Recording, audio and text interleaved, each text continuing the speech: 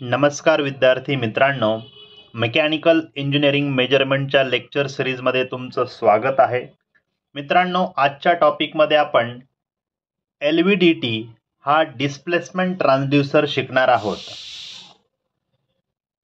मित्रांनो, LVDT हा एक टाईपचा डिस्प्लेसमेंट ट्रान्सड्यूसर आहे.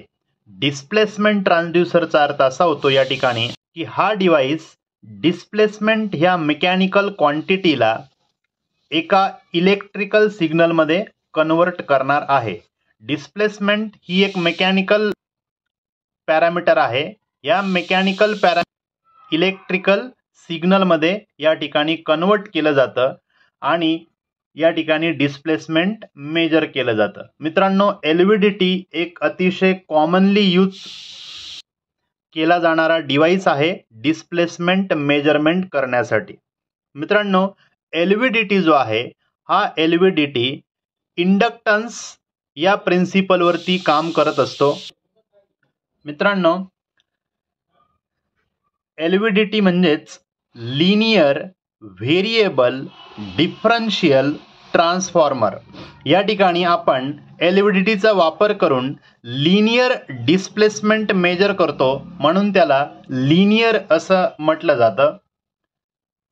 आणि मित्रांनो, सर्वात महत्त्वाचं, LVDT हा change in inductance change in inductance या प्रिन्सिपलवरती काम करत असतो. म्हणजेच या ठिकाणी आपला जो मेकॅनिकल पॅरामीटर आहे तो म्हणजे डिस्प्लेसमेंट. आपल्याला जे मेजर करायचं आहे D म्हणजे डिस्प्लेसमेंट. थोड्या वेळासाठी समजून घेण्यासाठी तर लक्ष द्या की डिस्प्लेसमेंट जे आहे या डिस्प्लेसमेंटचं कन्वर्जन हा डिव्हाइस कशामध्ये करत असतो तर चेंज इन इंडक्टन्समध्ये. आणि जेवढा इंडक्टन्स चेंज होतो या इंडक्टन्स चेंज किती झाला यावरून आपण या ठिकाणी डिस्प्लेसमेंटची व्हॅल्यू मेजर करत असतो. जसं मी तर म्हटलं की डिस्प्लेसमेंटचं कन्वर्जन इलेक्ट्रिकल सिग्नलमध्ये केलं जातं. म्हणजेच काय, डिस्प्लेसमेंटचं कन्वर्जन चेंज इन इंडक्टन्समध्ये होतं. इंडक्टन्स या ठिकाणी चेंज होतो आणि किती इंडक्टन्स चेंज झाला यानुसार जे आपल्याला आउटपुट मिळतं त्यावरनं आपण डिस्प्लेसमेंटची व्हॅल्यू ठरवत असतो. हे इन्स्ट्रुमेंट आपल्याला ती व्हॅल्यू सांगत असतं. हे लक्षात घ्या. मित्रांनो, हा टॉपिक मेकॅनिकलच्या स्टुडंटला या पद्धतीचे इलेक्ट्रॉनिक कॉन्सेप्ट असलेले टॉपिक समजणं थोडंसं कधी अवघड जाऊ शकतं. त्यासाठी आपण थोडंसं सोप्या भाषेमध्ये समजून घेऊया की या ठिकाणी नक्की काय होतं आणि कशा पद्धतीने डिस्प्लेसमेंट मेजर केलं जातं. मित्रांनो, एक थोडक्यात लक्षात घ्या की जर ह्या ठिकाणी एक कॉईल आहे आणि ह्या कॉईलला जर आपण पॉवर सप्लाय देणार आहोत, सपोज ह्या कॉईलला आपण पॉवर सप्लाय देणार आहोत, तर ह्या कॉईलच्या आजूबाजूला एक फ्लक्स तयार होतो. या कॉईलच्या बाजूला एक फ्लक्स तयार होतो. ही एक कॉन्सेप्ट या ठिकाणी लक्षात ठेवा. यालाच आपण इंडक्टन्स असं म्हणूया. इथे याला आपण इंडक्टन्स तयार होतो, एक फ्लक्स तयार होतो असं आपण म्हणूया. कॉईल होती, त्याला पॉवर सप्लाय दिला, त्यामुळे कॉईलच्या आजूबाजूला फ्लक्स तयार झाला, इंडक्टन्स तयार झाला. मित्रांनो, अजून एक दुसरी कॉन्सेप्ट लक्षात घ्या. हे समजण्यासाठी मी सांगतोय, फक्त टॉपिक समजण्यासाठी. अजून एक कॉन्सेप्ट समजून घ्या की ह्या ठिकाणी ऑलरेडी फ्लक्स आहे. या ठिकाणी ऑलरेडी फ्लक्स आहे. फ्लक्स आहे म्हणजे इंडक्टन्स आहे असं आपण समजूया. आणि या फ्लक्समध्ये जर मी एखादी कॉईल ठेवली, या ठिकाणी जर मी एखादी कॉईल ठेवली तर या कॉईलमध्ये या ठिकाणी आउटपुट व्होल्टेज तयार होईल. जसं की या ठिकाणी थोडक्यात व्होल्टेज दिलं त्यामुळे इंडक्टन्स कॉईलच्या बाजूला तयार झाला, फ्लक्स तयार झाला.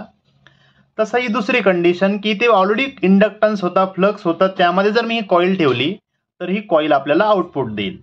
थोडक्यात एकच ती कॉन्सेप्ट आहे. दोन्ही ह्या गोष्टी या ठिकाणी लक्षात ठेवा. या पद्धतीने मित्रांनो LVDT आपण ड्रॉ करत असतो. LVDT मध्ये मित्रांनो 3 महत्त्वाचे कंपोनंट असतात. त्यातला जो पहिला कंपोनंट आहे तो म्हणजे प्रायमरी वाइंडिंग. 3 महत्त्वाचे कंपोनंट असतात मित्रांनो. LVDT मध्ये त्यातला जो पहिला कंपोनंट आहे तो म्हणजे प्रायमरी वाइंडिंग, ही प्रायमरी वाइंडिंग असते. दुसरा महत्त्वाचा कंपोनंट आहे मित्रांनो ती म्हणजे सेकंडरी वाइंडिंग. दोन वाइंडिंग असतात. सेकंडरी वाइंडिंग मध्ये पुन्हा दोन वाइंडिंग असतात, सेकंडरी 1 अँड सेकंडरी 2, पण आपण त्याला सेकंडरी वाइंडिंग म्हणणार. आणि तिसरा एक महत्त्वाचा कंपोनंट असतो तो म्हणजे magnetic core. Okay, magnetic core म्हणजे एखादा शाफ्ट, कोअरचा अर्थ इथं होतो शाफ्ट, एखादा मॅग्नेटिक शाफ्ट. हे तीन अतिशय इम्पॉर्टंट कंपोनंट आहे LVDTचे: primary winding, secondary winding and magnetic core. आता हे तीनही कंपोनंट कशा पद्धतीने अरेंज केलेले असतात ते आता आपण बघूया. या ठिकाणी मित्रांनो तुम्हाला दिसतंय की ही आपली जी आहे ही प्रायमरी कॉईल आहे, म्हणून मी या ठिकाणी P असं लिहितोय, प्रायमरी कॉईल आहे. या कॉईलला आपण या ठिकाणी पॉवर सप्लाय देऊ शकतो, एक्सायटेशन देऊ शकतो. ओके, या ठिकाणी मित्रांनो तुम्हाला दिसतोय हा एक मॅग्नेटिक कोअर आहे.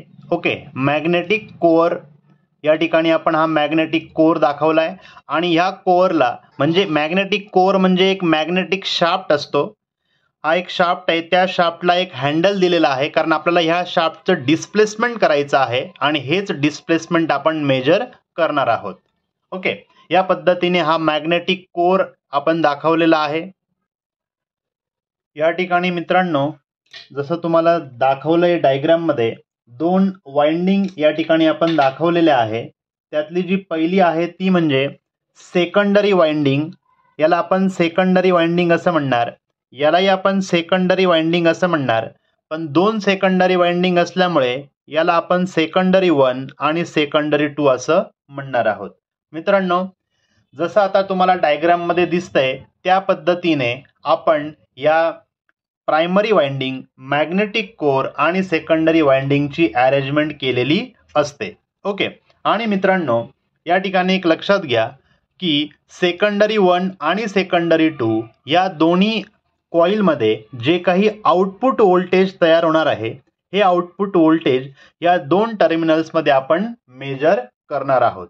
आणि मित्रांनो एक नेहमी लक्षात ठेवायचं की ह्या डिव्हाइसमध्ये हे जे आउटपुट व्होल्टेज या ठिकाणी आपल्याला मिळतं हे आउटपुट व्होल्टेज या दोन्ही कॉइलच्या आउटपुटचा किंवा ह्या दोन्ही कॉइलच्या व्होल्टेजचा डिफरन्स असतो. म्हणजे या ठिकाणी voltage of coil 1 minus voltage of coil 2, coil 1चं व्होल्टेज आणि कॉइल 2 मध्ये तयार होणारा व्होल्टेज यांचा जो डिफरन्स असेल, हे लक्षात घ्या, यांचा जो डिफरन्स असेल तो जो डिफरन्स आहे तो म्हणजे आपलं आउटपुट व्होल्टेज असेल या दोन टर्मिनल्समध्ये. या ठिकाणी मित्रांनो ही गोष्ट फार महत्त्वाची आहे की सेकंडरी 1 आणि सेकंडरी 2 मध्ये जे आउटपुट व्होल्टेज आहे त्याचा जो डिफरन्स आहे त्या डिफरन्स एवढं व्होल्टेज या ठिकाणी या दोन टर्मिनल्समध्ये आपण मेजर करत असतो. मित्रांनो हे कन्स्ट्रक्शन या ठिकाणी कंप्लीट झालेलं आहे. या पद्धतीचं कन्स्ट्रक्शन तुम्हाला पेपरला आता लिहिता यायला हवं. आता मित्रांनो आपण या LVDTचं वर्किंग समजून घेणार आहोत. वर्किंग समजून घेताना मित्रांनो सर्वात अगोदर आपल्याला हे समजून घ्यायचंय इथे आपण डिस्प्लेसमेंट मेजर करणार आहोत आणि हे डिस्प्लेसमेंट हा जो मॅग्नेटिक कोअर आहे या कोअरचं लिनियर डिस्प्लेसमेंट असणार आहे. लिनियर म्हणजे हा कोअर तुम्ही या ठिकाणी पकडून असा वरती मूव्ह करू शकता किंवा खाली मूव्ह करू शकता. हे जे आहे हे लिनियर डिस्प्लेसमेंट या ठिकाणी असणार आहे. ओके, तर आपण असं समजूया की वरती हा जो कोअर जाणार आहे त्यावेळेस तो राईट पोझिशनला जातोय, राईटला जातोय असं आपण कन्सिडर करूया. आणि जर हा कोअर डाऊनवर्ड डिरेक्शनने आला तर तो लेफ्ट साईडला जातोय असं आपण कन्सिडर करूया.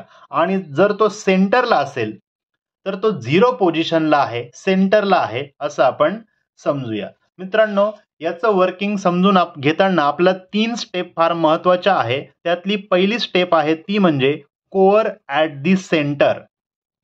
ओके, हा जो कोअर आहे मित्रांनो हा सेंटरला आहे असं आपल्याला सर्वात अगोदर कन्सिडर करायचं आहे.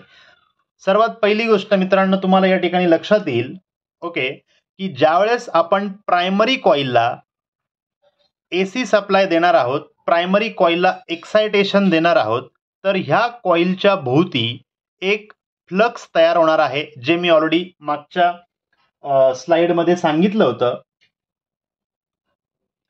या ठिकाणी बघा मित्रांनो, मी सांगितलं होतं की ह्या कॉइलला आपण पॉवर सप्लाय दिला, एक्साइटेशन दिल्यानंतर यामध्ये कॉइलच्या बाजूला इंडक्टन्स तयार होतो, फ्लक्स तयार होतो. ओके, तसंच मित्रांनो या ठिकाणी पण आता तुम्ही इमॅजिन करायचं आहे की या ठिकाणी सुद्धा फ्लक्स तयार झालेला आहे. परंतु एक लक्षात घ्या मित्रांनो, या कॉइलच्या कॉन्टॅक्टमध्ये कोण आहे, तर मॅग्नेटिक कोर आहे. ओके, या कॉइलच्या कॉन्टॅक्टमध्ये कोण आहे, तर मॅग्नेटिक कोर आहे. म्हणून हा मॅग्नेटिक कोर सुद्धा स्वतःभोवतीचं एक फ्लक्स तयार करेल. ओके, आता हे मॅग्नेटिक कोरचं फ्लक्स झालं आणि तुम्हाला लक्षात येत आहे की मॅग्नेटिक कोरच्या फ्लक्समध्ये काय येत आहे, येस करेक्ट आहे, मॅग्नेटिक कोरच्या फ्लक्समध्ये ही सेकंडरी वाइंडिंग आणि ही सेकंडरी 2 वाइंडिंग येते. ओके, म्हणजेच काय, या पद्धतीने थोडंसं समजून घ्या मित्रांनो की ही प्रायमरी कॉइल होती. ओके, या प्रायमरी कॉइलच्या बाजूला एक फ्लक्स तयार झाला, ज्या फ्लक्सच्या कॉन्टॅक्टमध्ये हा जो आहे हा कोर होता. ओके, हा कोर त्या फ्लक्सच्या कॉन्टॅक्टमध्ये होता. आता ह्या कॉइलच्या फ्लक्समुळे या कोरमध्ये सुद्धा फ्लक्स तयार होणार आहे. ओके, इंडक्टन्स तयार होणार आहे आणि ह्या कोर जो आहे, कोरच्या इंडक्टन्समध्ये कोण आहे, येस करेक्ट, ही पहिली कॉइल आहे आणि ही दुसरी कॉइल आहे. तर मित्रांनो होतंय काय, लक्षात घ्या की ह्या दोन कॉइल म्हणजे सेकंडरी 1 आणि सेकंडरी 2 या दोन कॉइल ह्या फ्लक्सच्या कॉन्टॅक्टमध्ये आल्यामुळे, या इंडक्टन्सच्या कॉन्टॅक्टमध्ये आल्यामुळे या दोनही कॉइलमध्ये व्होल्टेज तयार होतं. ओके, या दोनही कॉइलमध्ये काय होतं, व्होल्टेज तयार होतं. तर या ठिकाणी तुम्हाला लक्षात येते की सेकंडरी 1 मध्ये पण व्होल्टेज तयार होईल आणि सेकंडरी 2 मध्ये सुद्धा व्होल्टेज तयार होईल. परंतु आपण अशा पद्धतीचं वायरिंग केलेलं आहे की आपल्याला जे फायनल आउटपुट मिळतं व्होल्टेज, हे नेहमी कसं मिळतं, मी मगाच सांगितलं, ते मिळतं म्हणजे सेकंडरी 1चं व्होल्टेज मायनस सेकंडरी 2चं व्होल्टेज. मग मित्रांनो तुम्ही मला आता सांगायचं आहे की जर हा कोर सेंटरला असेल तर या ठिकाणी आपल्याला किती आउटपुट मिळेल. ओके, करेक्ट आहे मित्रांनो, या ठिकाणी आपल्याला जे आउटपुट व्होल्टेज मिळणार आहे ते असणार आहे 0. का 0 असणार आहे, कारण एक लक्षात घ्या, सेकंडरी 1 मध्ये जेवढं व्होल्टेज तयार होईल तेवढंच व्होल्टेज हे सेकंडरी 2 मध्ये तयार होईल. दोघांचं व्होल्टेज सारखंच असल्यामुळे दोघांचा जर डिफरन्स आपण घेतला तर हे डिफरन्स येईल 0. म्हणजेच काय, ज्यावेळेस आपला इन्स्ट्रुमेंट आपल्याला 0 रीडिंग देतोय, याचाच अर्थ काय, हा जो कोर जो आहे हा सेंटर पोझिशनला आहे. ज्यावेळेस कोर सेंटर पोझिशनला असेल त्यावेळेस आउटपुट व्होल्टेज आपल्याला 0 मिळेल. यालाच नल पोझिशन आपण किंवा 0 पोझिशन असं म्हणतो किंवा कोर ॲट द सेंटर म्हणतो. म्हणजेच या ठिकाणी डिस्प्लेसमेंट झालेलं नाही. ओके, ही पहिली स्टेज कळाली मित्रांनो तुम्हाला. आता दुसरी जी स्टेज आहे मित्रांनो, सर्वात महत्वाची दुसरी स्टेज आता समजून घ्या. दुसरी स्टेज म्हणजे हा जो कोर आहे हा आपल्याला राईट साईडला मूव्ह करायचा आहे. ओके, कोर ॲट राईट साईडला कोरला आता आपण काय करणार आहे, मूव्ह करणार आहे. मित्रांनो या ठिकाणी तुम्हाला दिसतंय हा कोर आहे सेंटरला. आता आपण काय करणार, या कोरला राईट साईडला मूव्ह करणार या पद्धतीने. ओके, हा कोर आता राईट साईडला मूव्ह झालेला आहे. आता डायग्राम मध्ये तुम्हाला दिसणार नाही, परंतु हा जो पेन आहे तो कोर असं समजा. हा कोर आता राईट साईडला, मी मगाच सांगितलं की वरची जी साईड आहे ती राईट साईड आहे, राईट साईडला हा कोर आता मूव्ह झालेला आहे. आता काय होईल मित्रांनो, या ठिकाणी तुम्ही लक्ष द्या. मित्रांनो जसं आता तुम्हाला लक्षात येत आहे, ही जी आहे ही प्रायमरी वाइंडिंग आहे. ओके, आणि ही सेकंडरी वाइंडिंग आहे, ही दुसरी सेकंडरी वाइंडिंग आहे 1 आणि 2, आणि ही प्रायमरी वाइंडिंग आहे. आता मित्रांनो आपण आत्ताच बघितलं, हा जो कोर आहे हा राईट साईडला म्हणजे वरच्या साईडला मूव्ह झालेला आहे. तर मित्रांनो लक्षात घ्या की ह्या ठिकाणी कॉइल 1 जी आहे ती कोरच्या कॉन्टॅक्टमध्ये आहे, परंतु कॉईल 2 जी आहे, कॉईल 2 चा आणि कोरचा कॉन्टॅक्ट काय झालेला आहे, कमी झालेला आहे. इथं तुम्हाला दिसतंय की कॉईल 2 आता पूर्णपणे कोरच्या कॉन्टॅक्टमध्ये नाही. ओके, ज्यावेळेस कोर सेंटरला होता दोन्ही कॉईल कोरच्या कॉन्टॅक्टमध्ये होत्या, परंतु कोर आता वरती गेल्यानंतर या ठिकाणी ही जी कॉईल आहे सेकंडरी, ही कॉईल कोरच्या कॉन्टॅक्टमध्ये जास्त नाहीये, परंतु कॉईल 1 मात्र कोरच्या कॉन्टॅक्टमध्ये आहे. या कंडिशनला मित्रांनो, या कंडिशनमध्ये या सेकंडरी 1 चं व्होल्टेज वाढतं आणि सेकंडरी 2 चं जे व्होल्टेज आहे ते कमी होतं. ओके, याचं व्होल्टेज वाढणार आहे, याचं व्होल्टेज कमी होणार आहे. मग तुम्हाला लक्षात येतं मित्रांनो, ही जी दुसरी कंडिशन आहे आपली, दुसरी जी कंडिशन आहे, कोर आपला राईटला गेलेला आहे. राईटला गेल्यानंतर मित्रांनो या ठिकाणी V1 चं व्होल्टेज म्हणजे V1 व्होल्टेज आपलं वाढलेलं असतं, V2 चं व्होल्टेज म्हणजे सेकंडरी 2 चं व्होल्टेज कमी झालेलं असतं. त्यामुळे या ठिकाणी काहीतरी आपल्याला व्हॅल्यू मिळते आणि ही जी व्हॅल्यू आहे मित्रांनो, ही व्हॅल्यू पॉझिटिव्ह असते. कारण सिंपल आहे, जर सेकंडरी 1 चं व्होल्टेज जास्त असेल आणि याचं कमी असेल तर यांचा जो डिफरन्स आहे हा डिफरन्स पॉझिटिव्ह येणार आहे.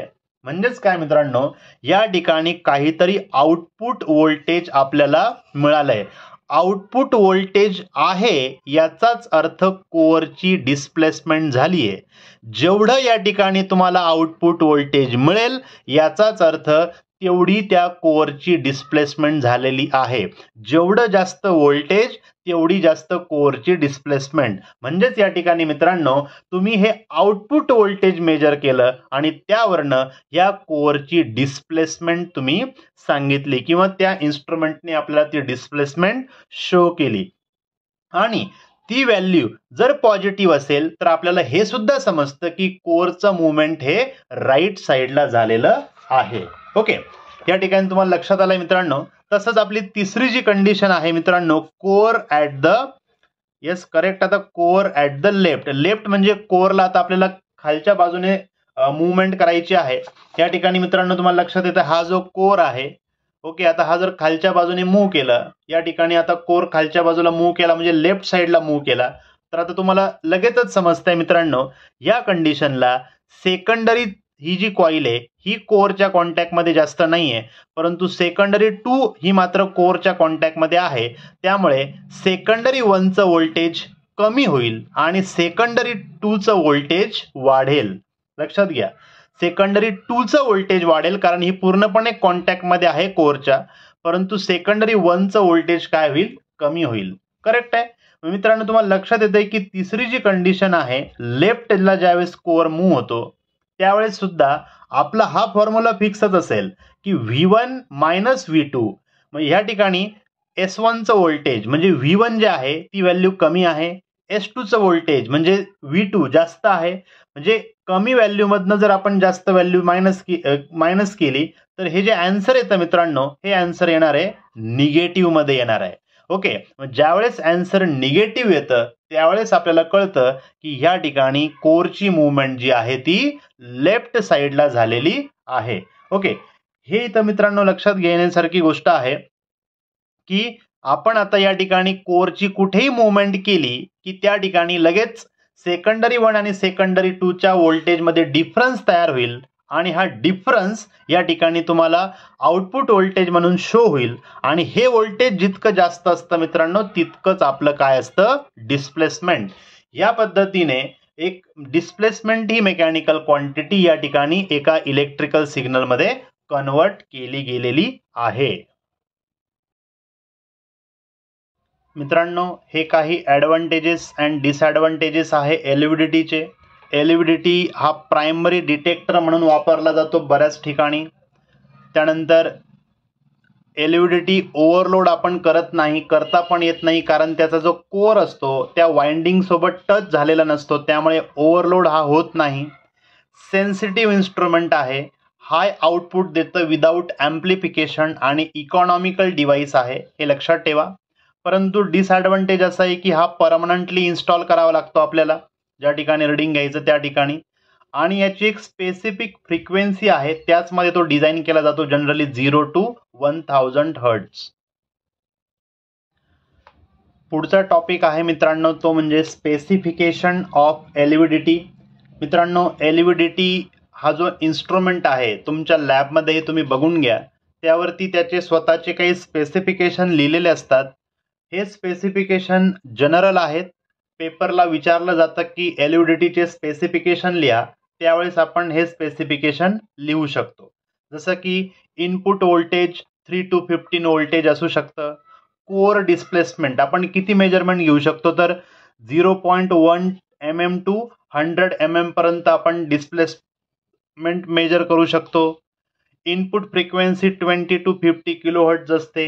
या पद्धतीने मित्रांनो हे स्पेसिफिकेशन तुम्ही लर्न करून घ्या.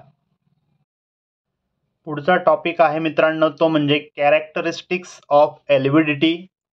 मित्रांनो, एलव्हीडीटीच्या कॅरेक्टरिस्टिक्स आपण या पद्धतीने प्लॉट करू शकतो.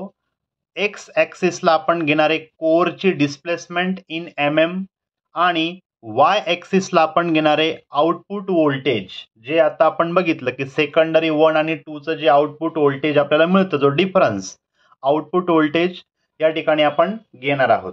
मित्रांनो, जसं आपण बघितलं की ज्यावेळेस कोर हा राईटला मूव्ह होतो आणि लेफ्टला मूव्ह होतो, त्यावेळेस आपल्याला पॉझिटिव्ह आणि निगेटिव्ह असे दोन्ही टाईपचे रिडिंग मिळतात. पॉझिटिव्ह रिडिंग आणि निगेटिव्ह रिडिंग, याचा अर्थ पॉझिटिव्ह डिस्प्लेसमेंट आणि निगेटिव्ह डिस्प्लेसमेंट, यावरनं आपल्याला डिस्प्लेसमेंट कोणत्या डिरेक्शनने झाली हे सुद्धा समजतं. फॉर एक्झाम्पल, पॉझिटिव्ह याचा अर्थ आपण राईट साईड असं घेतला होता आणि निगेटिव्ह डिस्प्लेसमेंट याचा अर्थ ती डिस्प्लेसमेंट ही लेफ्ट साईडला झालेली आहे असं आपण म्हटलं होतं. पण मित्रांनो, ज्यावेळेस आपण कोरचं डिस्प्लेसमेंट आणि आउटपुट व्होल्टेज यांचा ज्यावेळेस आपण ग्राफ प्लॉट करत असतो, त्यावेळेस दोन्ही साईडला जसं की आता कोर या ठिकाणी दोन्ही साईड मूव्ह होतो, पॉझिटिव्ह निगेटिव्ह किंवा लेफ्ट आणि राईट. तर दोन्ही साईडला जर तुम्ही हा ग्राफ प्लॉट केला मित्रांनो, तर तुम्हाला लक्षात येतं की विदिन अ सर्टन रेंज, एका सर्टन रेंज पर्यंत, म्हणजे या ठिकाणी जे मी रेड लाईन दाखवलेले आहे, ड्रॉ केलेलं आहे, एका सर्टन रेंज पर्यंत हे जे ग्राफ आहे हा ग्राफ लिनियर असतो, हे नेहमी लक्षात ठेवायचं. एका सर्टन रेंज पर्यंत हा ग्राफ हा लिनियर असतो आणि त्याच्या पुढे मात्र हा ग्राफ लिनियर नसतो. या पद्धतीने कॅरेक्टरिस्टिक्स ऑफ एलव्हीडीटी तुम्हाला पेपरलाही ड्रॉ करावे लागतात. तोही क्वेश्चन बऱ्याचदा विचारला गेलेला आहे. पुढचा टॉपिक आहे मित्रांनो तो म्हणजे RVDT. RVDTचा अर्थ असा होतो रोटरी व्हेरिएबल डिफरन्शियल ट्रान्सफॉर्मर.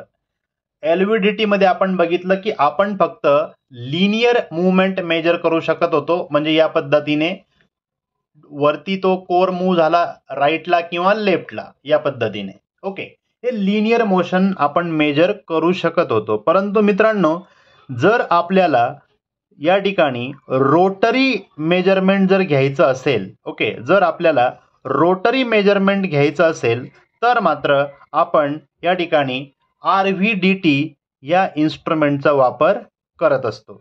मित्रांनो, सेम कन्स्ट्रक्शन्स तुम्हाला या ठिकाणी ड्रॉ करायचं आहे. सेम कन्स्ट्रक्शन आपण ड्रॉ करणार आहे. यामध्ये पण प्रायमरी वाइंडिंग असणार आहे, सेकंडरी वाइंडिंग असणार आहे, सेकंडरी 2 वाइंडिंग असणार आहे. या दोन्ही वाइंडिंगचं जे आउटपुट व्होल्टेज आपल्याला मिळतं त्या दोघांचा डिफरन्स मिळतो, हे लक्षात ठेवा. आणि या दोन्ही वाइंडिंगचे नंबर ऑफ टर्न्स, हे जे नंबर ऑफ टर्न्स आहेत हे सेम असतात, हे मात्र नेहमी लक्षात ठेवा. या ठिकाणी मित्रांनो आपण प्रायमरी कॉइलला या ठिकाणी पॉवर सप्लाय देणार आहोत. मित्रांनो, ज्यावेळेस आपल्याला रोटरी मेजरमेंट घ्यायचं असतं, RVDT या ठिकाणी आपण यूज करत असतो, त्याचं नावच आहे रोटरी. म्हणजे ज्या ठिकाणी अँग्युलर मेजरमेंट आपल्याला घ्यायची असते त्या ठिकाणी मात्र आपण या ठिकाणी एक डिस्क वापरत असतो. मित्रांनो, हे लक्षात घ्या, या ठिकाणी या पद्धतीची एक डिस्क वापरत असतो. आता मित्रांनो लक्षात घ्या, ही जी डिस्क आहे ही रोटरी मुवमेंट होणार आहे. फॉर एक्झाम्पल अँगलमध्ये मूव्ह होणार आहे. फॉर एक्झाम्पल या पद्धतीने काहीतरी अँगलमध्ये ही डिस्क जी आहे ती या ठिकाणी मूव्ह होणार आहे. फॉर एक्झाम्पल ही जी डिस्क आहे ही अँग्युलर मूव्ह होणार आहे, या पद्धतीने काहीतरी अँगलमध्ये ती मूव्ह होणार आहे. आणि सेम प्रिन्सिपल पुन्हा असणार आहे मित्रांनो, ज्यावेळेस डिस्क अँग्युलर मुवमेंट करते त्यावेळेस पुन्हा प्रायमरी सेकंडरी वाइंडिंगच्या व्होल्टेजमध्ये डिफरन्स तयार होईल आणि जो हा डिफरन्स आहे या डिफरन्सवरनं या ठिकाणी तुम्हाला आउटपुट व्होल्टेज मिळेल. हे आउटपुट व्होल्टेज डायरेक्टली प्रपोर्शनल असतं या डिस्कच्या अँग्युलर डिस्प्लेसमेंट सोबत. म्हणजे जेवढं आउटपुट व्होल्टेज आपल्याला मिळतं तेवढ्याच प्रमाणामध्ये या ठिकाणी या डिस्कचं अँग्युलर डिस्प्लेसमेंट झालेलं असेल, रोटरी डिस्प्लेसमेंट झालेलं असेल. मित्रांनो, आरव्हीडीटी आणि एलव्हीडीटी यांचं कन्स्ट्रक्शन सेम आहे, वर्किंग प्रिन्सिपल सेम आहे, सर्व काही सेम आहे. फक्त फरक एवढाच आहे की आरव्हीडीटी हा अँग्युलर मेजरमेंट करतो, अँग्युलर किंवा रोटरी, आणि एलव्हीडीटी हा लिनियर मेजरमेंट करत असतो. एलव्हीडीटी जर तुम्हाला मित्रांनो समजलं असेल व्यवस्थित तर तुम्हाला आरव्हीडीटी पण समजेल. आणि आरव्हीडीटी सुद्धा एक इम्पॉर्टंट टॉपिक आहे एक्झाम पॉइंट ऑफ व्ह्यू. मित्रांनो, हे दोन्ही टॉपिक आपण या ठिकाणी कव्हर केले. हे इथून शिकल्यानंतर मित्रांनो तुम्ही तुमच्या बुकमध्ये, रेफरन्स बुकमध्ये, तुमच्या टेक्स्ट बुकमध्ये हे टॉपिक्स पुन्हा रीड करायचे आहेत. नुसतं व्हिडिओमध्ये तुम्हाला जरी समजलं तरी आपल्याला थिअरी पेपर लिहायचा असतो. त्यामुळे सर्वांनी इथून व्हिडिओमध्ये कॉन्सेप्ट क्लिअर झाल्यानंतर ती कॉन्सेप्ट किंवा तो जो टॉपिक आहे तो तुमच्या बुकमधून रीडिंग करून पुन्हा समजावून घेणं हे फार गरजेचं आहे. ओके, मला अशी आशा आहे की तुम्ही व्यवस्थित अभ्यास करून तुमच्या बुकचा वापर करून ती थिअरी जी आहे ती तुम्ही व्यवस्थित समजून घ्याल, जेणेकरून पेपरला आपल्याला त्या पद्धतीने थिअरी लिहिता येईल. ओके, या ठिकाणी मित्रांनो सेकंड चॅप्टरचा डिस्प्लेसमेंट मेजरमेंट हा पार्ट कंप्लीट झालेला आहे. पुढच्या पार्टमध्ये आपण फोर्स मेजरमेंट शिकणार आहोत. तोपर्यंत थँक्यू, धन्यवाद.